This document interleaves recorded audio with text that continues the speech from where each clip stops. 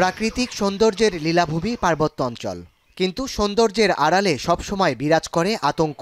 আঞ্চলিক গোষ্ঠীগুলোর মাঝে দীর্ঘদিন ধরে চলে আসা দ্বন্দ্ব, সংঘর্ষ ও রক্তপাতে সৃষ্ট অস্থিরতায় কার্যত অচল হয়ে পড়ে পুরো পার্বত্য এলাকা। উত্তাল পাহাড়ি জনপদে শান্তি প্রতিষ্ঠার লক্ষ্যে ১৯৯৭ সালের ২ ডিসেম্বর জনসংহতি সমিতি জেএসএস এর সাথে শান্তি চুক্তি করে তৎকালীন আওয়ামী লীগ সরকার। এরপর চুক্তির হাত ধরে পিছিয়ে পড়া পার্বত্য অঞ্চলে নেওয়া হয় বিভিন্ন উন্নয়ন প্রকল্প। বিশেষ করে শিক্ষা, যোগাযোগ, স্বাস্থ্যসেবা আর পর্যটন সহ বিভিন্ন ক্ষেত্রে হয়েছে ব্যাপক পরিবর্তন। অর্থনৈতিকভাবেও এসেছে সমৃদ্ধি। কিন্তু দেশ বিদেশে বহুল আলোচিত এই শান্তি চুক্তির ২৭ বছর অতিবাহিত হলেও এখনও কাঙ্ক্ষিত শান্তি ফেরেনি পাহাড়ে। ৬টি আঞ্চলিক দলের রাজনৈতিক বিভক্তি, অবৈধ অস্ত্রের ব্যবহার, অপহরণ ও গোষ্ঠীগত দ্বন্দ্বের কারণে অস্থিরতা কমেনি পাহাড়ে।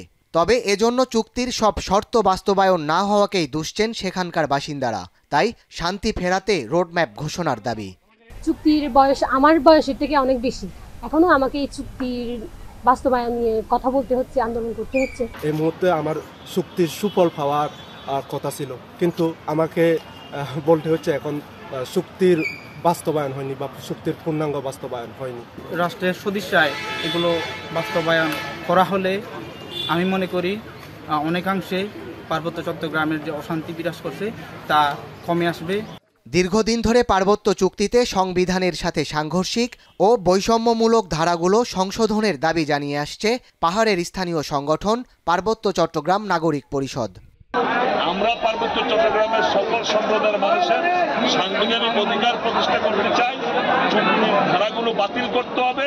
মূল বিষয় হচ্ছে আমরা চুক্তি বাতিল চাই।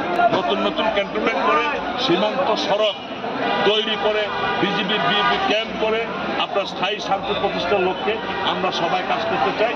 আমাদের অন্তর্বর্তীকালীন সরকারের কাছে এইটাই এখন সময়ের দাবি।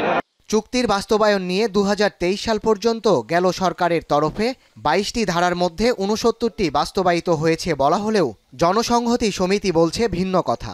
সংগঠনটির দাবি, সাধারণ প্রশাসন, আইনশৃঙ্খলা, পুলিশ, ভূমি ব্যবস্থাপনা, বন এবং প্রত্যাগত জেএসএস সদস্য সহ অভ্যন্তরীণ ও উদ্বাস্তু পুনর্বাসনে উদ্যোগ নেয়নি সরকার। শান্তি চুক্তির পরপরই আরো অনেকগুলো দল এ যাবৎ পর্যন্ত ২০২৪ সাল পর্যন্ত ৪টা, ৫টা, ৬টা সংগঠন এখন এইখানে আপনার সন্ত্রাসী গোষ্ঠী কাজ করতেছে। পার্বত্য চট্টগ্রাম যদি শান্তি শৃঙ্খলা বজায় রাখতে চাই তাহলে অবশ্যই আমাদের চুক্তি বাস্তবায়নের বিকল্প নেই। পার্বত্য চুক্তি না হওয়ার, বাস্তবায়ন না হওয়ার পেছনে অনেকগুলি কারণ হয়তো থাকতে পারে, কিন্তু পাহাড়ে যে অস্থিতিশীলতা, রাজনীতি, অপরাজনীতি বিরাজমান, এগুলো নিয়ে আমরা শঙ্কিত। আবার পার্বত্য চট্টগ্রাম আঞ্চলিক পরিষদ ও রাঙামাটি, খাগড়াছড়ি, বান্দরবান পার্বত্য জেলা পরিষদের নির্বাচন ও ভূমি বিরোধ নিষ্পত্তি কমিশনও বন্ধ রয়েছে। ফলে সরকার মনোনীত ব্যক্তিদের দিয়ে সচল রাখায় এসব প্রতিষ্ঠান জন আকাঙ্ক্ষাও পূরণ করতে পারছে না। এমন বাস্তবতায় চুক্তির পুনর্বাস্তবায়নে অন্তর্বর্তী সরকারের আন্তরিকতার উপর ভরসা রাখতে চাইছেন পাহাড়ের মানুষ। অন্তর্বর্তী সরকারের কাছে অবশ্যই পার্বত্যবাসীর প্রত্যাশা অনেক ছিল। আমরা মনে করেছিলাম যে অন্তর্বর্তী সরকার এসে এই বিষয়টিকে দেখবেন, চুক্তি বাস্তবায়নের বিষয়টি, কিন্তু যে এই সরকারের আসলে এই বিষয়ে তেমন কিছু ইতিবাচক বক্তব্য এ পর্যন্ত আমরা আসলে এখনো পর্যন্ত দেখতে পাইনি। চুক্তিতে বাস্তবায়িত হবে না এ কথাও তো কেউ বলতেছে না, বা চুক্তিটাতে বাস্তবায়িত হবে সে কার্যকলাপ আমরা দেখতেছি।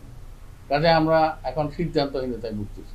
তবে আমরা আশার আলো নিয়ে অগ্রসর হচ্ছি, আমরা কিন্তু আশা ছাড়ি না। এদিকে পাহাড়ের সন্ত্রাসীরা যেন মাথাচাড়া দিয়ে উঠতে না পারে সে ব্যাপারেও সতর্ক পুলিশ। এই অপতৎপরগুলো যাতে মাথাচাড়া না দিতে পারে সেই ব্যাপারে আমরা আছি, সেনাবাহিনী আছে, অন্যান্য যারা সংস্থা আছে, সবাই আইন শৃঙ্খলা রক্ষার্থে যারা আছে সবাই মিলে আমরা এই কাজটা করছি যাতে আইন শৃঙ্খলা কোনোভাবেই বিঘ্নিত না হয়। পিছিয়ে থাকা পার্বত্যাঞ্চলকে দেশের সামগ্রিক উন্নয়নের সাথে এগিয়ে নিতে শান্তি প্রতিষ্ঠায় কার্যকর উদ্যোগ নেয়ার দাবি পাহাড়ের মানুষের, যা এই অঞ্চলের সুষম উন্নয়ন, পর্যটন শিল্পের বিকাশ ও ব্যবসা বাণিজ্যের সম্প্রসারণ সহ স্থানীয় ও জাতীয় অর্থনীতিকে সমৃদ্ধ করবে। সাদাত শাহেদ, এখন। সিল্কোর সিল্ক অ্যান্ড শাইন, যাতে আছে আর্গান অয়েল ও ওট প্রোটিনের গুডনেস, যা আপনার চুলকে রাখে হেলদি অ্যান্ড শাইনিং।